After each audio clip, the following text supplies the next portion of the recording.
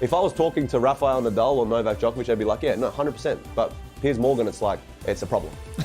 People think that I've been entitled and got given everything off a plate, but you hold a gun to my mum and to come steal a car.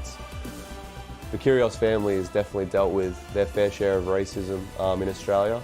When they're all going nuts, what do you actually feel? You feel like the bad guy in a movie. You feel like the main villain. Every time I went out on the court, I knew that I could spoil someone's day. I love it.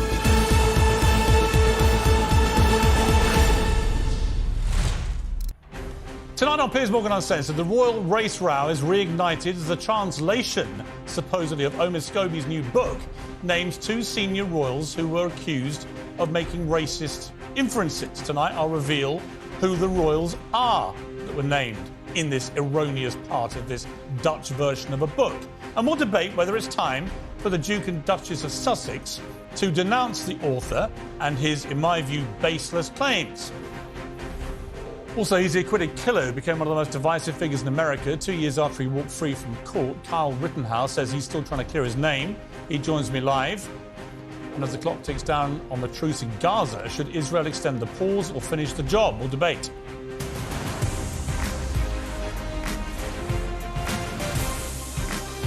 Live from the News Building in London, this is Piers Morgan Uncensored. Well, good evening from London. Welcome to Piers Morgan Uncensored. Harry and Meghan's claims about supposed racists in the royal family have left a predictable and poisonous legacy for the last few years. We live in an age where grievances are given the benefit of the doubt, where the establishment is toxic by default, where my truth apparently means more than the truth. They knew the power their words would hold, and many people across the world took their words at face value. Now, almost 3 years on, Britain is still dealing with the fallout from this. And also concerns and conversations about how dark his skin might be when he's born. What? About how dark your baby is going to be? Potentially, and what that would mean or look like. Hold up. There's Stop several right now. There's several conversations. There's a conversation with you? With Harry. About how dark your baby is going to be? Potentially, and what that would mean or look like. Ooh. And you're not going to tell me who had the conversation? I think that would be very damaging to them. Okay. Compartmentalized Because they were conversations. concerned that if he were too brown, that would be a problem. Are you saying that? I wasn't able to follow up with why, but if that's the assumption you're making, I think that feels like a pretty safe one. You may recall that I lost my previous job for responding to these claims by saying I didn't believe a word of it. Well, Harry and Meghan have never provided any evidence for that highly incendiary claim. It's not like they haven't had the chance to. After all, they pumped out 6 hours of self-indulgent bilge on Netflix, trashing Britain and the press for its racism, but didn't mention what they said on Oprah. Harry wrote 150,000 words of family-bashing poison in his memoir Spare and toured the TV studios to promote it, but didn't mention what they'd said to Oprah Winfrey. Meghan had a 12-part podcast on Spotify. Didn't mention it either. It was like it never happened, like it disappeared. Clearly, neither of them gave a damn about royal protocol or family privacy. In fact, they built a whole industry around violating their own privacy and that of their relatives. Instead of backing up those claims about racism on their relentless publicity tour, Harry did a sort of strange U-turn, didn't he, a few months ago? Tried to pretend they'd never said them. It was us. It was the media. In the Oprah interview, you accuse members of your family of racism. You don't even... No, we didn't. Well, The British press said that. Right. Did Meghan ever mention that they're racist? She said there were troubling comments about There his was skin concern colour. about his skin colour. Right. Wouldn't you describe that as essentially racist? I wouldn't, not having lived within that family. Took him 2 years to do that U-turn. 2 years of the royal family are a bunch of racists flying around the world. I was in America through a lot of that period, and they all believed it because it had appeared on Oprah. Then he says, I never meant to say anything about racism. What are you all talking about? It's the beastly media. Well, now Harry and Meghan's lick-spittle client journalist Omid Scobie, the man who lied about his age, said he was 33 when in fact he was 38, a bit older now, said he never used private jets, and then got reminded of an Instagram picture of him the week before he denied that this week, showing him on a private jet. The man who said that I have regular phone calls with Queen Camilla. Regular phone calls. Never had one phone call with Queen Camilla in my entire life. I'd like to, but she doesn't call. Well, Scobie is back with a spiteful, lie-filled new book that's poured fuel on the flames. He says that Meghan wrote private letters to King Charles, naming 2 royals who she accuses of taking part in those supposedly troubling conversations about Archie's skin colour. Scobie initially said he knew the names but couldn't legally report them. But of course, he could have done outside of the UK. He could have done it in America if he wanted to, where the book is published. He could have done it anywhere. But he said he never names names, which is another of his lies. And yet overnight they were sensationally revealed, suddenly, out of nowhere, in the Dutch version of Scobie's book. Journalists had been sent copies and the book was briefly on sale in bookstores before being suddenly withdrawn in a dash by the publishers. Scobie initially said it was a translation error, which didn't really make any sense, because how do you mistranslate names? They're either there or they're not.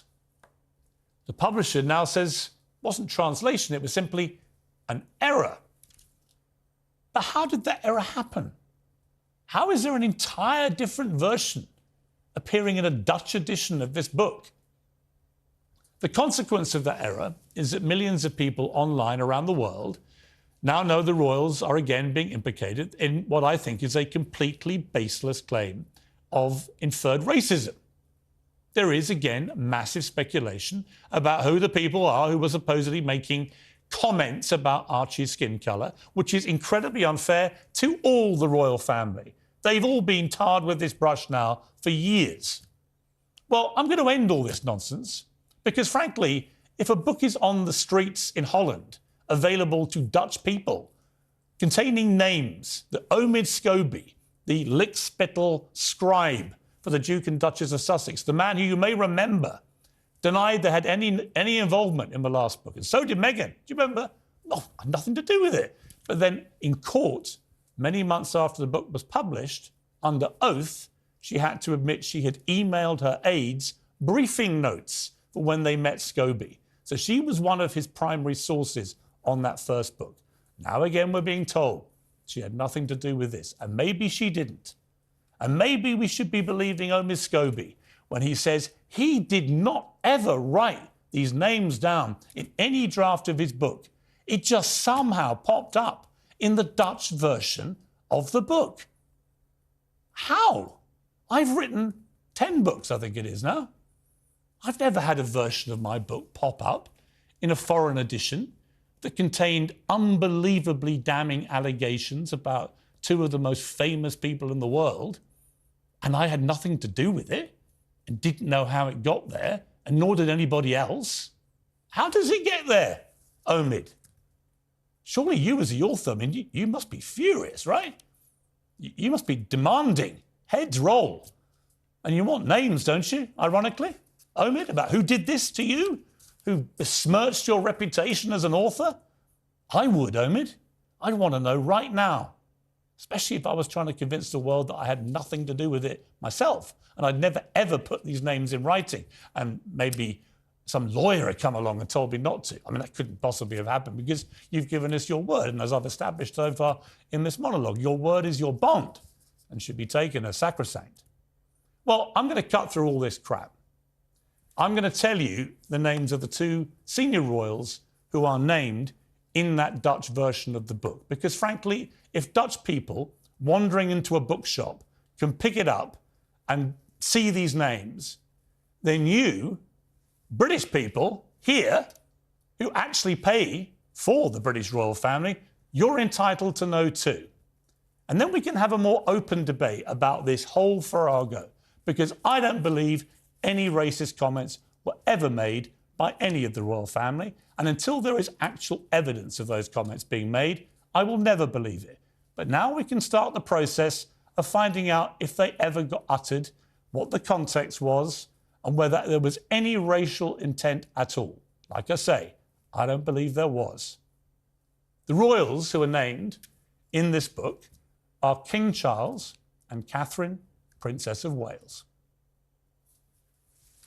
Well, joining me now is the royal editor of the Sunday Times, Roy Dicker, who just discovered I was going to do that, royal biographer Tom Bower, who also just discovered I was going to do that, and the professor of Black Studies at Birmingham University, Kehinde Andrews. But first, the Dutch royal journalist Rick Evers, who has read the damning excerpt because he's seen it in the Dutch version.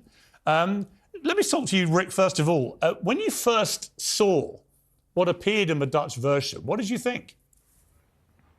Well, I wouldn't think I would have some big scoop, because I was thinking that everyone in the whole world would have the same copy, except it would be in English. So I wasn't aware that it was such a big thing. How do you think... Of course it is a big thing that their names are in it, but right. Everyone would have the same copy, isn't it? Usually. Right. Well, I couldn't work out in my rational head why you should know what those names were, but British people shouldn't. So that's why I've said them. And to repeat, I don't believe a word of these racism claims, never have done. Yeah. I've seen no evidence to suggest they're true. I think it was an ugly smear. And now at least we can have a public debate about it and people can say what they really want to say about it. But from your perspective, how do you think these paragraphs appeared in the Dutch version if Omid Scobie, the author, insists, as he has done, that he had nothing to do with it, never put these names in writing, never supplied a draft with those names? First of all, I want to say, after your track record, Piers, it would be very unimpressed if you didn't mention these names. So well done, because you're the first one, I think, on TV that's doing that. To be honest with you, I don't understand why journalists wouldn't. I haven't understood why we haven't so far, because the moment a book is published and available to people on the streets of another country containing these names, I don't even know if these are the two names of the two people that Meghan Markle originally with Harry claimed made these comments. We don't know. But we do know they've appeared in the book, a version of the book, and it's Omid Scobie's book, and we do know that under oath Meghan Markle admitted that she conspired in his last book as one of his sources. So let's wait and see how this plays out. But again, just to come back, what do Dutch people in the media think has happened here? Well, I don't think Dutch people really care about it, because it's the U.S. royal family in this case that is involved. Not even the British royal family, actually, because people don't believe it, I think. But on the other hand, how did it end up in the book? I think it is in the way Omid is describing it. It was not in the manuscript. What is the manuscript? Is it the final version that you hand in at your publisher? In that case, it was in an earlier version, and it got erased in all the other versions all over the world, except for that tiny little country, the Netherlands, that has been overlooked. Maybe someone overlooked the Netherlands to send us a memo, the publisher, or maybe the publisher forgot to do it. I don't know. Well, it's very mysterious. Let me go to another seasoned author, Tom Bower. You've written many books. Have you ever known a situation, Tom, where a version of your book has appeared in a foreign version containing paragraphs you knew nothing about that contained bombshell revelations? It's impossible. And also, more to the point, he also complained that the French translations were wrong too. I mean, the problem with Scobie is everyone is getting it wrong what he wrote. But of course, he can't probably remember what he wrote himself because it's so full of fabrications. Well, I'm not saying he's lying about having no involvement in this. I'm just saying generally he's a terrible liar. He's a terrible liar. We know that from his own statement about the briefing from Jason Knauf, which Meghan gave him. We know he's a liar. And I think he's fabricated a lot in his book. And he lied when he said he didn't have Meghan's help in this book. Clearly, he was briefed by Meghan's people from California. He says they share mutual friends, right? But those friends would not be allowed to cooperate with him without permission. Exactly. It's exactly before. This is all. His book, again, is Meghan's voice. Why is she decided to launch another war, a battle against the royal family? That's for her to explain.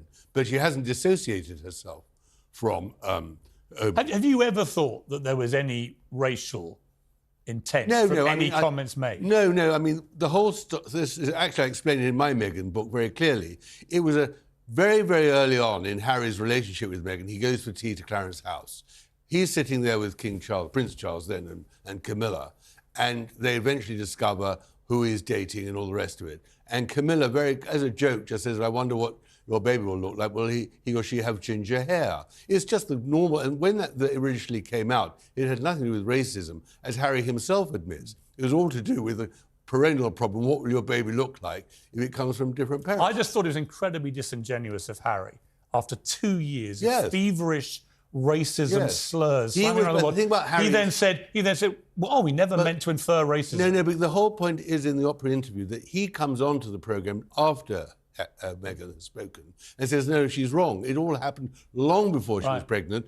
It happened right at the beginning of our relationship. It was just a normal tea conversation. Nearly 2 years before. Exactly. And so Meghan had lied. I mean, there were 17 lies she uttered in the opera interview. That was one of her lies. And that is the problem. He's now hoist by it. But the real problem is he's caused enormous damage. And Scobie... Huge damage. And Scobie, to get some money and all the rest, stirs it again and again and again. But this time, yet again, is definitely with Meghan's approval.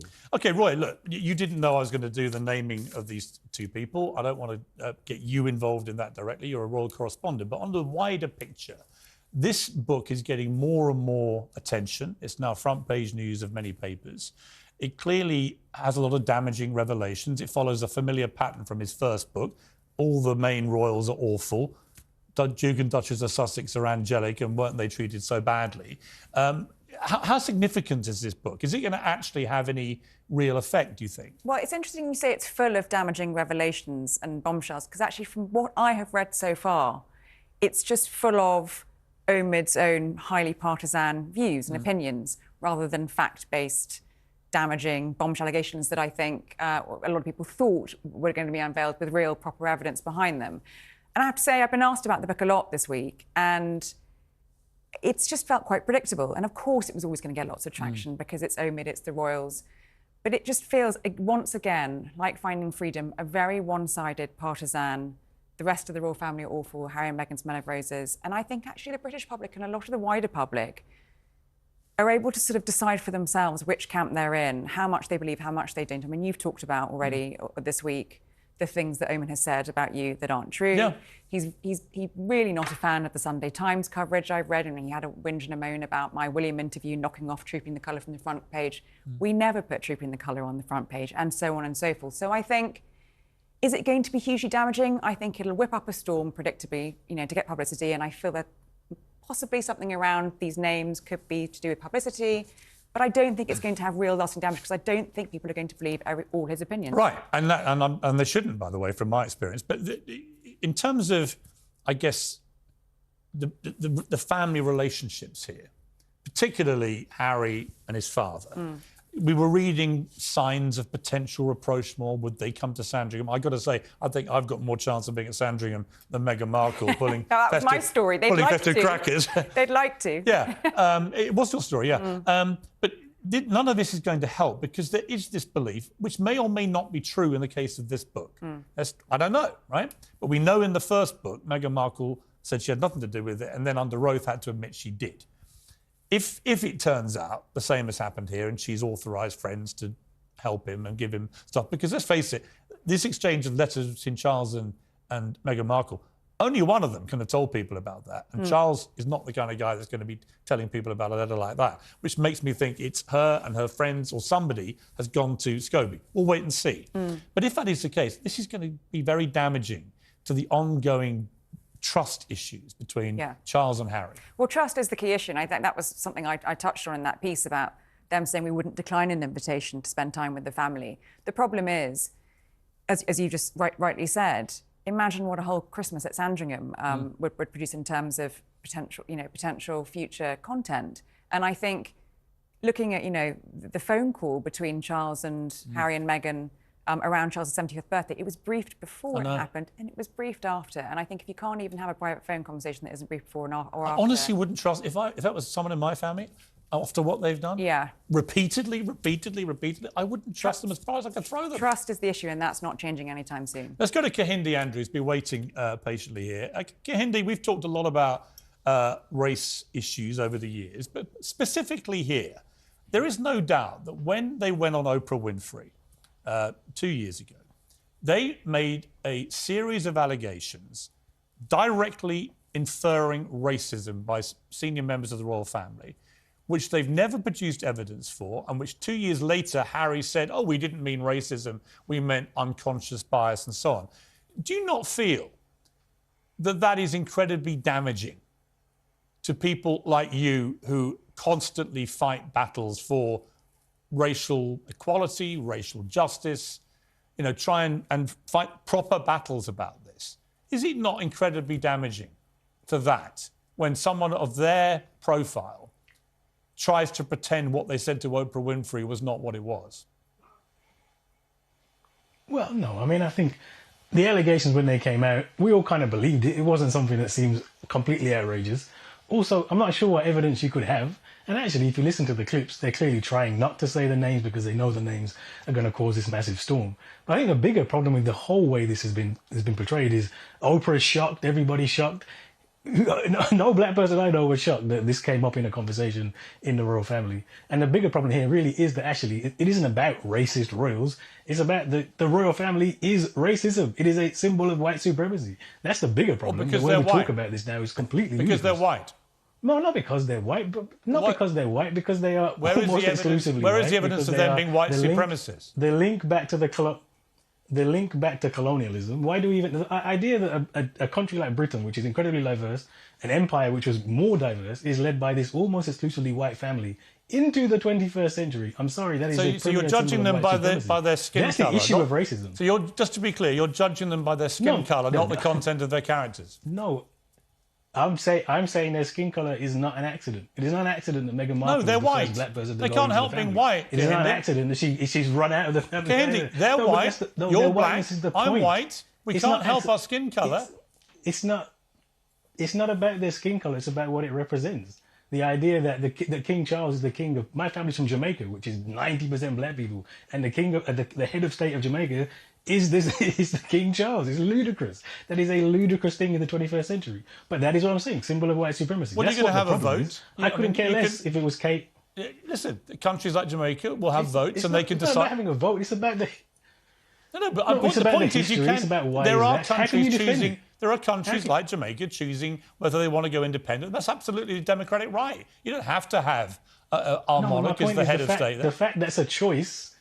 The fact that's a choice in the 21st century tells you there's a big problem. But do you think anyone then, so anyone in the royal family, Kehinde, just to be clear, anyone in the royal family, as far as you're concerned, is a white supremacist simply because they're white and they're part of a royal family? What I'm saying is the royal family, like the police or like universities where I work, they are institutions of white supremacy. It's not about the individuals. It's about what they do. It's about their role in the world. That's the real case. The royal family should be gone. It should be abolished. It shouldn't exist if we're talking about anti-racism. I really couldn't care less which royal said what, because that actually distracts. What if from they the bigger didn't say it issue at all? of why on earth we would accept What this? if they didn't say it at all, but the whole world has been led for 2-3 years to believe that they did? What about that scenario? Like I said, this doesn't, like for me, it really doesn't matter whether they said it or not. Because you think they're all racist anyway, right? It's not about individual people. So it's not they are all racist. They are in an institution which is racism, which is one of these primary symbols of racism. You know, sometimes, Kehinde, I think it is a bit surprising that Kate. I think. I'm going to say sometimes, you know, when your default position, which it always is, by the way, is that everyone's a white supremacist if they've got white skin colour until they can prove otherwise. It is your default position. And it is your default position. Piers, you know it's not what I said. That's always been your default position. I said that the institution... Any white people in any position of authority, power, anything, they're all white supremacists according to you. It does beg the question, why do you want to live in a country like this if they're all white supremacists? Like I could go home back to Jamaica. No, but unfortunately, I don't care. The head of state is the king. You can go. It's the same problem. I can't even get away from it. You can go where the hell you like. I'm just saying, why? Honestly, why stay in a country you believe is led in every pillar of the establishment and society by white supremacists? Makes no sense to me. Because the reality is that that's the world. I didn't choose the world. That is the world that I inhabit. And I will stress, I'm not saying that all white people are white supremacists. I actually think when we think about racism as individual racists, it's the worst way to think about it. Think about the systems, think about the institutions. And the royal family is exclusively white for a reason. It is the head of the so-called Commonwealth British Empire for a reason. It is a direct connection to the colonial history that this country loves so much. It is the premier symbol of white supremacy. You know what? It's actually not exclusively white. These comments. It's not exclusively white because the Duchess Almost of Sussex. Exclusively. I said the almost Duchess of exclusively. Sussex is not I white. said almost exclusively. What she did do was Yeah, she entered the royal exception family. that proves the rule. She launched a grenade of racism allegations and has ever since stayed silent about she those. barely did and anything. let them run riot around the world. I mean, that to me, She came into the royal family and her blackness was so much of an affront in its that way, everybody lost their minds. That, in its way, is a form of racism, actually, in my view, what she's done. But we'll see. We'll see how this all plays out now, because I've decided to name Piers, the two are you really people accusing Meghan Markle named of in the racism? Holland version of his book. Let's see how this plays out. Let's see whether Meghan Markle and Harry were involved with Scobie's book. Let's see what Scobie and his involvement in this offending paragraph and naming was. Let's just see how this all plays out. And let's give the members of the royal family that they besmirched collectively, let's give them the chance to properly respond. Because I don't believe a word of it. Anyway, Kahindi, it's always good to talk to you. Thank you very much. Tom, good to see you. Roya, thank you very much indeed. Uncensored next, one of the world's leading Jewish legal experts says all options are on the table when it comes to Israel's self-defence, including the nuclear option. We'll debate with Professor Alan Dershowitz next.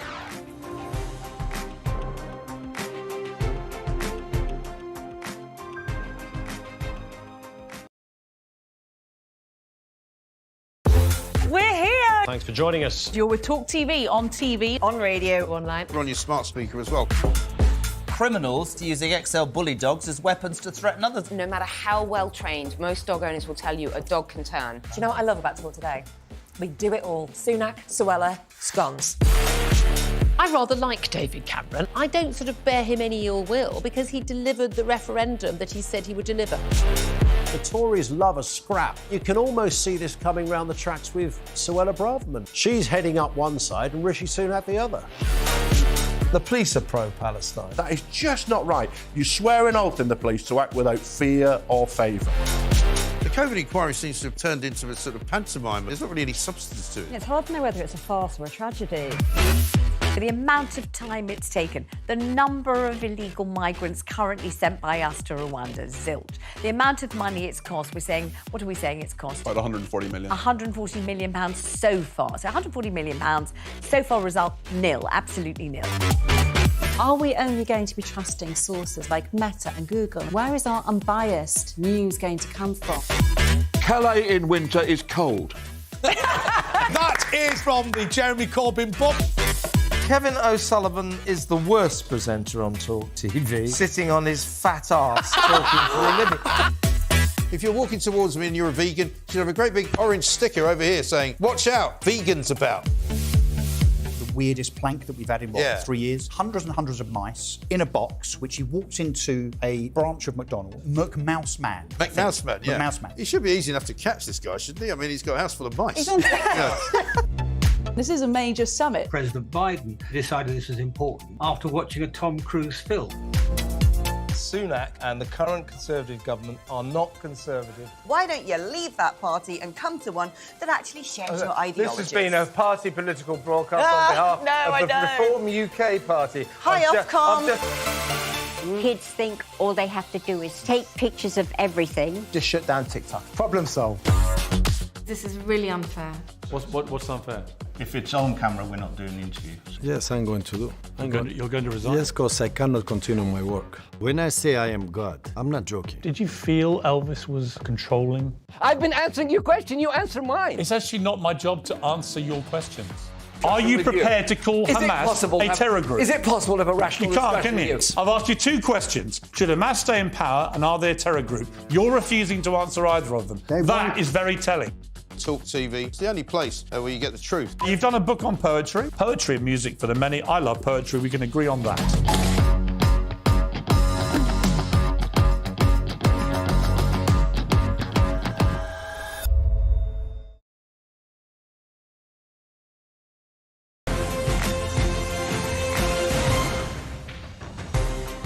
Well, Welcome back to Uncensored. The clock is ticking tonight on Israel's truce in Gaza. As many debate whether the ceasefire should be made permanent, others argue that Israel must be allowed to finish the job of eradicating Hamas. I'm now joined by Professor Alan Dershowitz through a war against the Jews, how to end Hamas barbarism, and to debate him, the Palestinian-American columnist Omar Badar. Well, welcome to both of you.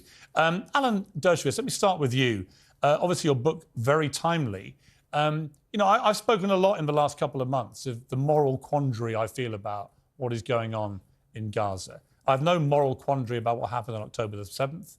It was an appalling terror attack. I have no quandary about Israel's right and duty to defend itself. The quandary I have is whether what is going on in Gaza is a proportionate response given the massive civilian death toll and given that so many of them are children. Do you understand that moral quandary? And what is your response to it? I fully understand it, and I blame it 100% on Hamas, which uses children as human shields. It has a strategy. Its supporters call it the CNN strategy. I'm more direct. I call it the dead baby strategy. What Hamas does is they kill as many Israeli Jews as possible, knowing that Israel is going to have to respond by going after their commanders, their tunnels, and their rockets. And so they hide their commanders, their tunnels, and their rockets among babies and children and civilians. And then when Israel responds and tries to conduct a military operation to prevent recurrence of these barbarisms, they bring the dead babies in front of CNN and the New York Times. And the world, of course, sheds tears, as we all shed tears whenever we see a dead baby. And the world turns against Israel. And then Hamas does it again and again and again. It's been doing it for 20 years with great success because the media plays into it. So there is a great moral quandary. But, if I were to rob a bank and hold you, Piers, as a hostage, and then start shooting on the police in an attempt to stop me from shooting, or accidentally to shoot and kill you, under British law, under American law, under Sharia law, the responsible person is not the person whose bullet killed the hostage. It's the hostage taker who's guilty of murder. Okay. So, yes, there's a moral conundrum, but Hamas is responsible for causing it. OK. Omar Badar, there's no doubt that the scale of what Hamas did on October the 7th was so overwhelming and horrendous that Israel was always going to respond like this. Hamas knew that. And I guess my question off the top to you is, how did that serve the Palestinian people? How does what Hamas did and the scale that it did it, knowing what the response would be, knowing thousands of innocent Palestinians would die very quickly as a consequence, as well as people in Israel, how did that help the Palestinian people? I think there's a bigger question here as far as context is concerned, which is that the single biggest terrorist organization in all of Palestine and Israel is known as the Israeli government. And the military wing of this terrorist organization, which is Orwellianly named the Defense Forces of Israel, has engaged in massive war crimes for decade after decade against Palestinians, engaging in the mass killing of Palestinian civilians, in land theft, in denial of water. Just the list of atrocities goes on and on and on.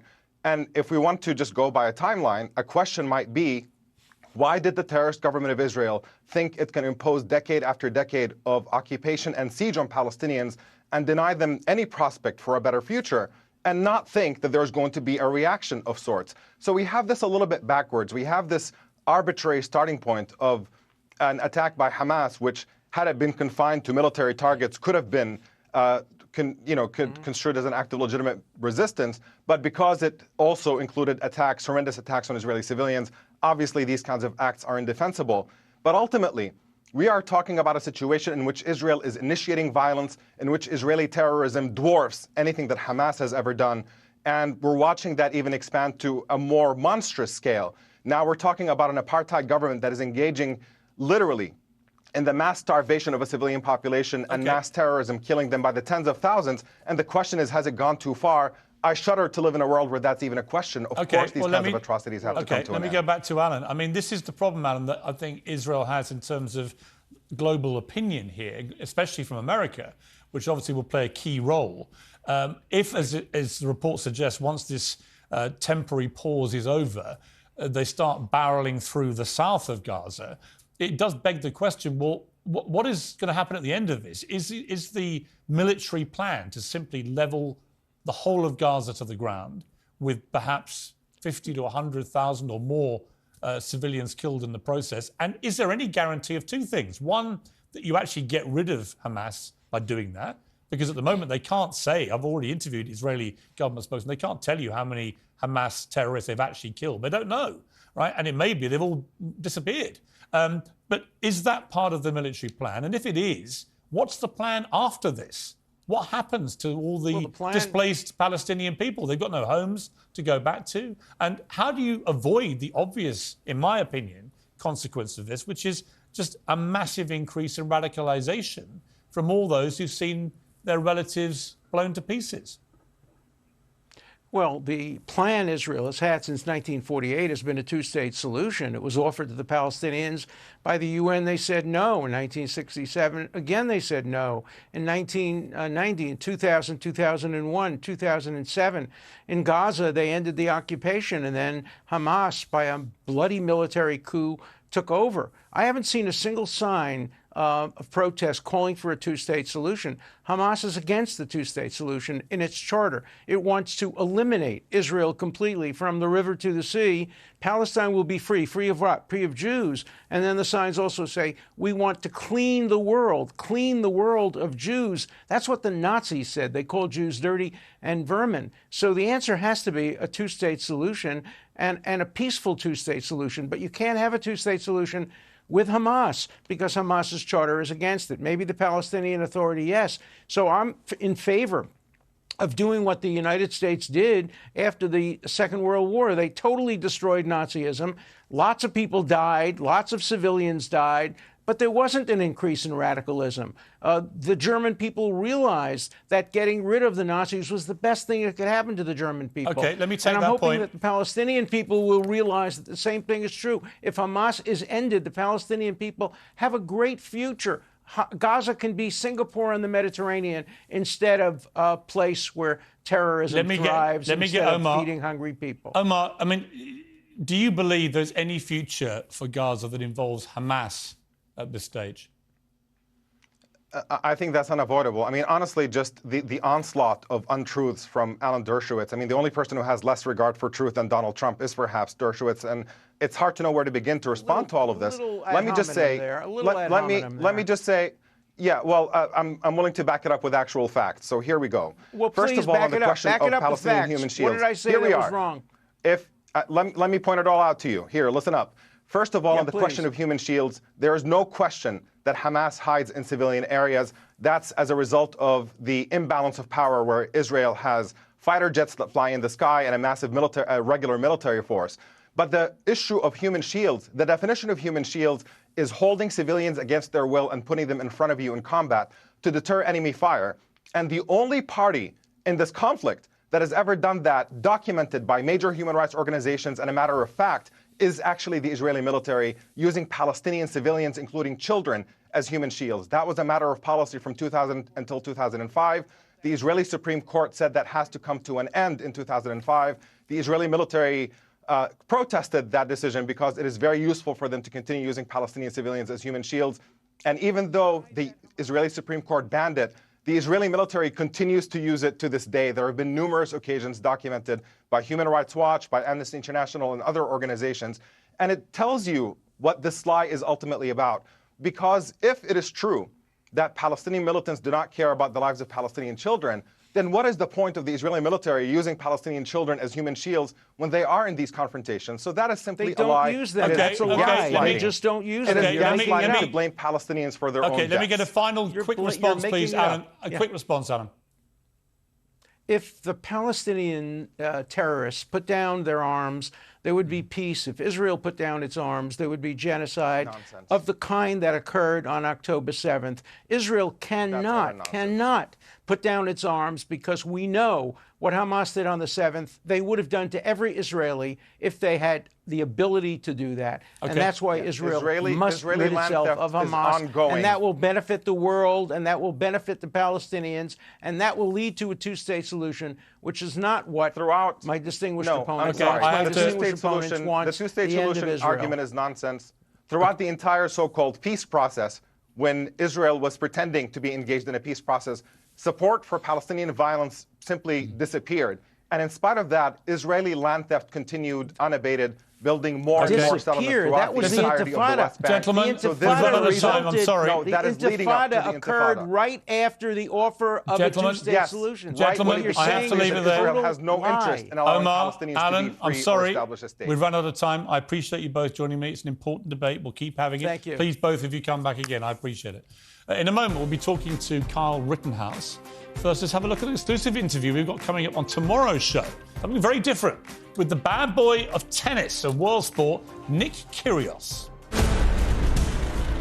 Never seen an Australian sulk like Kyrgios. Embarrassing. To which you responded, EAD. E to d.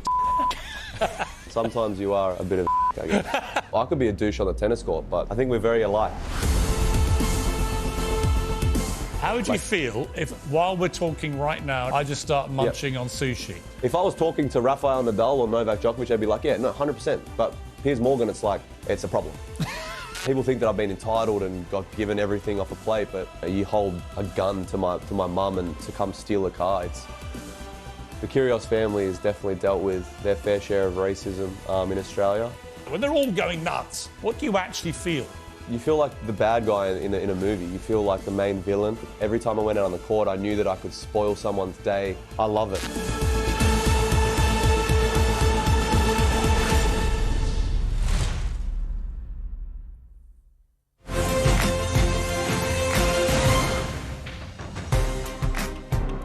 That's a great interview with Nick Kyrgios. Definitely worth watching tomorrow night. Something very different.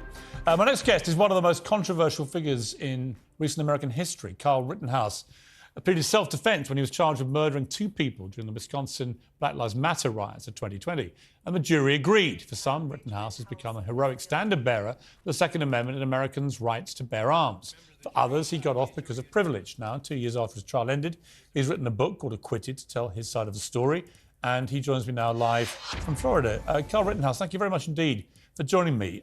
First of all, let me just ask you, if you had your time again, would you, age 17, have put an AR-15 semi-automatic rifle around your neck and gone purposefully down to where these protests were happening, knowing what was going to transpire? Well, Piers, thank you for having me on. With hindsight being 20/20 as it always is, no, I wouldn't have gone, but that doesn't change the fact that I was attacked and I defended myself. I was there to help people and provide first aid, and that's what I did. I'm on video that night providing first aid and helping people, and then being ambushed and cornered and forced to use my rifle to defend myself. You killed 2 people and you wounded a 3rd. How do you feel about that? Well, Piers, they attacked me. They left me with no choice. I have nightmares every night of being attacked and being ambushed and them trying to steal my gun and pointing guns in my face. It's not an easy thing to do, but I did what I had to do to stay alive, and if I didn't, I would be dead. Yeah, listen, you were acquitted, and many in America believe that you had the absolute right to defend yourself. I'm just curious, on a human level, you're very young even now. What are you, 20 years old now?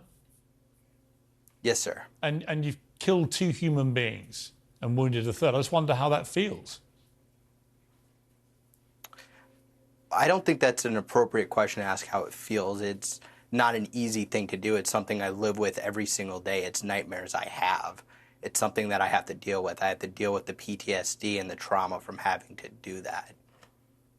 Right. I mean, but it seems to me your emotions are more about you and your trauma because your life was being threatened and that side of it, rather than the question I'm asking, which is simply on a human level, how do you feel about being so young and yet having on the record for the rest of your life now that you took the lives of 2 people, regardless of the circumstances? And like I just said, it's something I deal with every day. I deal with the PTSD and the trauma and the nightmares. It's not easy to deal with it. Your book, presumably you're going to make money from this book. Do you feel comfortable making money from this, which ultimately is a tragic story? I repeat, you were acquitted. There's no reason you can't do a book. But do you feel comfortable making a lot of money out of essentially what in the end was an incident that cost the lives of other humans? Well, I'm not writing the book to make money. I'm writing the book to tell the story of what happened. I'm trying to change the narrative that media keeps putting out there that I'm some type of white supremacist, racist person, when that's just not true. I'm a 20-year-old kid who was put in a situation to where I was forced to defend myself, and I'm writing to put that into a book. I wrote a story and put that in a book so I can share that with everybody so they can understand what I went through, how my childhood was growing up, and the difficulties I deal with today. And you can check out the book at rittenhousebook.org if you want to read it and learn the truth for yourself. How do you feel that you became a hero to many on the far right, kind of made you their poster boy? Well, Piers, I'm not a hero. I did what I had to do to defend myself. There are countless Americans every day that defend themselves, and it's not a heroic thing to do. It doesn't make you a villain, but it doesn't make you a hero. It's doing the right thing to stay alive. If I didn't defend myself, I wouldn't be here talking today. You were 17 at the time. You were too young to legally acquire the gun that you used. That's not true. It's not true? That is not true. Wisconsin statute says a person between the ages of 16 and 17 can carry a long rifle with a barrel longer than 16 inches. That's Wisconsin law, and the judge dismissed that charge. Okay, so you were... So let me ask you, look, I'm in the country right now, and I've talked about this many times, both here and in America, and I've learned Americans want to handle their own gun culture the way they want to handle it. I respect that. But let me ask you, do you think it's right that 17-year-olds in America, in Wisconsin, should be able to carry around semi-automatic rifles like an AR-15? Our founding fathers were very intentional when they wrote the Constitution. They didn't put an age limit on how old you have to be to exercise the Second Amendment. But they did say it would be part of a well-regulated militia. They also didn't put an age in it, and we have the right to bear arms. It's our right as Americans to possess these arms, to carry these firearms, and to use them to protect ourselves. How do people treat you, Carl, when you walk around now? Well, there is some harassment. I'm constantly having photos taken of me. I'm constantly receiving death threats on social media, and it's just something that is part of my life now. Having pictures taken of me everywhere I go, and the constant harassment and death threats. Obviously, by doing a book and promoting it in the way that you are on national television around the world, you're going to make yourself even more famous, infamous, whatever you want to call it. Is that something you're aware of, that you're deliberately, consciously doing that? I'm aware that it's going to bring some more notoriety to my name and make me more known, but I think it's worth that risk to share my story and share what happened, just in the hopes that maybe somebody else who goes through a similar situation or faces other trials in their life, they can read it and they can understand that they're not alone and that this happens to other people with the misjustice that does happen in America. Okay, Carl Rittenhouse, thank you for joining me. I appreciate it. Uncensored next tonight is angry vegans vote to take meat off the menu at Warwick University, depriving many students of meat. Well, the debate is time to get serious about fighting this foodie fascism.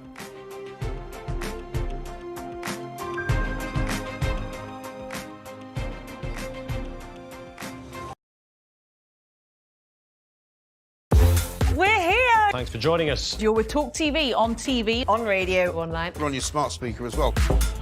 Criminals using XL bully dogs as weapons to threaten others. No matter how well trained, most dog owners will tell you a dog can turn. Do you know what I love about Talk Today? We do it all. Sunak, Suella, scones. I rather like David Cameron. I don't sort of bear him any ill will because he delivered the referendum that he said he would deliver. The Tories love a scrap. You can almost see this coming round the tracks with Suella Braverman. She's heading up one side and Rishi Sunak the other. The police are pro-Palestine. That is just not right. You swear an oath in the police to act without fear or favour. The COVID inquiry seems to have turned into a sort of pantomime. There's not really any substance to it. It's hard to know whether it's a farce or a tragedy. The amount of time it's taken, the number of illegal migrants currently sent by us to Rwanda, zilch. The amount of money it's cost, we're saying, what are we saying it's cost? About 140 million. 140 million pounds so far. So 140 million pounds, so far result nil, absolutely nil. Are we only going to be trusting sources like Meta and Google? Where is our unbiased news going to come from? Calais in winter is cold. That is from the Jeremy Corbyn book. Kevin O'Sullivan is the worst presenter on Talk TV, sitting on his fat arse talking for a living. If you're walking towards me and you're a vegan, you should have a great big orange sticker over here saying, "Watch out, vegans about." The weirdest plank that we've had in, 3 years? Hundreds and hundreds of mice in a box, which he walked into a branch of McDonald's. McMouse Man. McMouse Man, yeah. McMouse Man. He should be easy enough to catch, this guy, shouldn't he? I mean, he's got a house full of mice. He's on This is a major summit. President Biden decided this was important after watching a Tom Cruise film. Sunak and the current Conservative government are not conservative. Why don't you leave that party and come to one that actually shares your ideology? This has been a party political broadcast on behalf of the Reform UK Party. Hi, Ofcom. Kids think all they have to do is take pictures of everything. Just shut down TikTok. Problem solved. This is really unfair. What's unfair? If it's on camera, we're not doing the interview. Yes, I'm going to do. You're going to resign? Yes, because I cannot continue my work. When I say I am God, I'm not joking. Did you feel Elvis was controlling? I've been answering your question, you answer mine. It's actually not my job to answer your questions.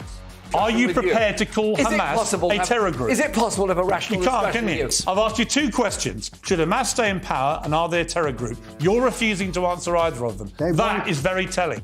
Talk TV. It's the only place where you get the truth. You've done a book on poetry. Poetry and music for the many. I love poetry. We can agree on that.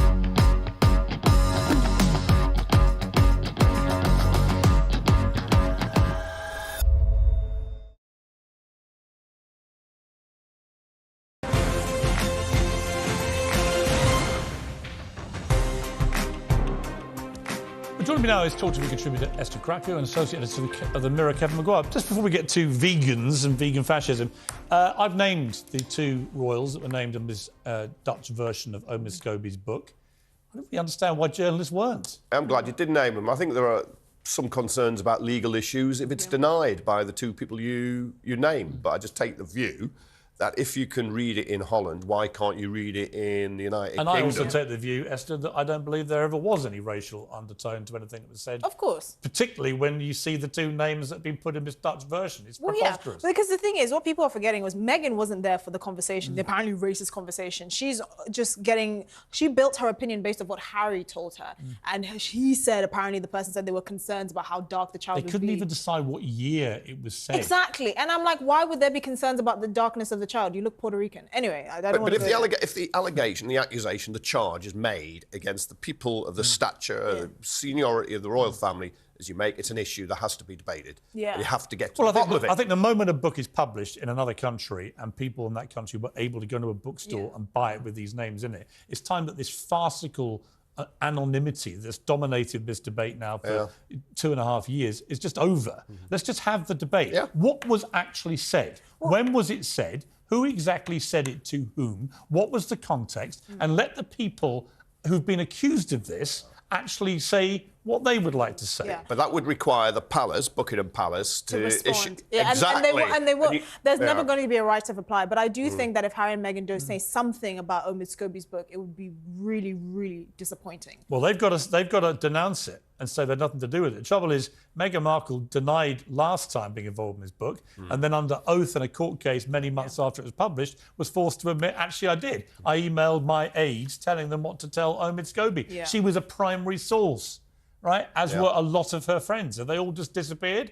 Because someone told him about this meeting, about these letters, between Charles and Meghan Markle's, and it wasn't Charles. Let's turn to vegan fascists. One of my favourite subjects. So thousands of students at Warwick University will be forced to go vegan after a handful of activists voted for a meat and dairy ban in the institution's canteens. 3 establishments. at Warwick. Why did they allow a vote in the first place? Why is it Exactly. This is the thing. Why is it anyone's business what student people union. choose to eat? But it's a student union. You have votes. You have decisions. No, not based on what people are going to eat. This isn't a farm. Nobody's going to be forced to be a vegan. I think the Well, you fascism are if you can't charge eat anything else. is Well, there's very nothing else on the unfair. menu. You can go elsewhere.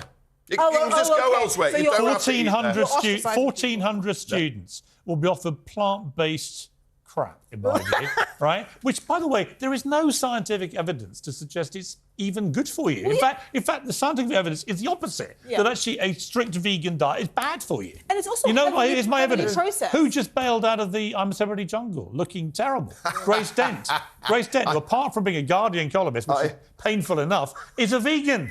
There's my proof. I think that's a big jump. Right? Look. She couldn't even last a week in there, Look, despite the fact she's surrounded by plants and bugs. Some vegan food is good. Like what? I think the Greg's vegan sausage Oh, roll well, is Evan. better than the Don't intrude in meat-based private one. grief. It is. Absolutely. There's a serious point here. Why should we allow a small group of people at a university to dictate how thousands of students eat? Look, if the other students don't want it, they can overturn the vote. And they can say, bring back beef, bacon, whatever you want. That's what But you why was do. the vote held in the first place? I mean, did they have nothing better to do? Why didn't they vote on world peace? Yeah. You can literally vote on anything else. I think they probably do that every other week, actually. Yeah, with Greg's vegan sausage rolls. Ugh. I mean, I've tried. The trouble is, you go everywhere now, and everyone's got their little vegan ice cream, vegan. It's like, shut up. Have you noticed vegan food is very heavily processed? I've never, unless I'm seeing them eat salad, it's always like, Do you know what this they do is in fake France? chicken. In France, they ban the use of meat language to sell vegan products. You're not allowed to say vegan sausage roll, I get vegan that. steak, right? And that's what we should do that here. Make it exactly. illegal. But Use your own language. Call it gruel. Here's your gruel, right? It's tasteless and horrible, but if you want it, it's in the gruel section. Leave the meat language to me. Look, I've got to leave it there. That's it. I've had my red meat for the night. Thank you think both you very have, much yeah. indeed. Great to see you all. That's it from me, whatever you're up to. Keep it uncensored, and that means telling you what the Dutch know. Good night.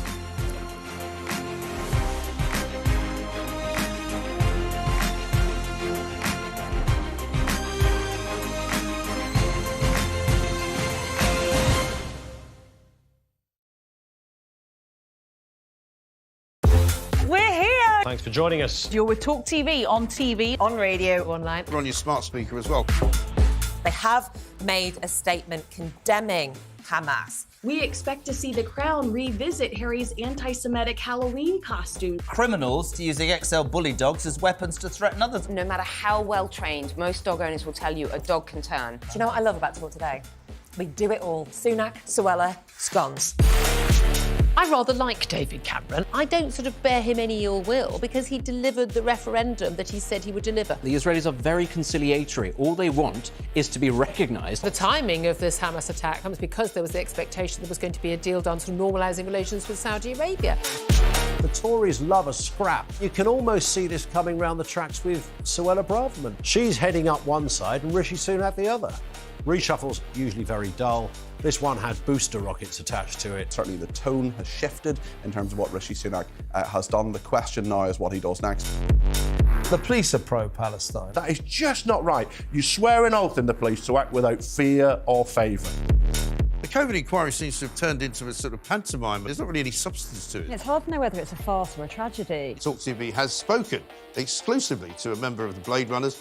Do you have a message for Sadiq Khan? We're not stopping until you stop.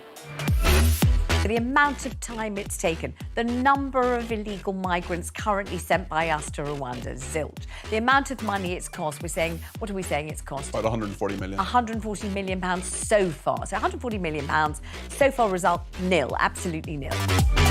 Are we only going to be trusting sources like Meta and Google? Where is our unbiased news going to come from? Calais in winter is cold. That is from the Jeremy Corbyn book. Kevin O'Sullivan is the worst presenter on TalkTV, sitting on his fat arse talking for a living. If you're walking towards me and you're a vegan, you should have a great big orange sticker over here saying, "Watch out, vegan's about." The weirdest plank that we've had in, 3 years? Hundreds and hundreds of mice in a box, which he walked into a branch of McDonald's. McMouseman. McMouseman, yeah. McMouseman. He should be easy enough to catch, this guy, shouldn't he? I mean, he's got a house full of mice. He's on This is a major summit. President Biden decided this was important after watching a Tom Cruise film.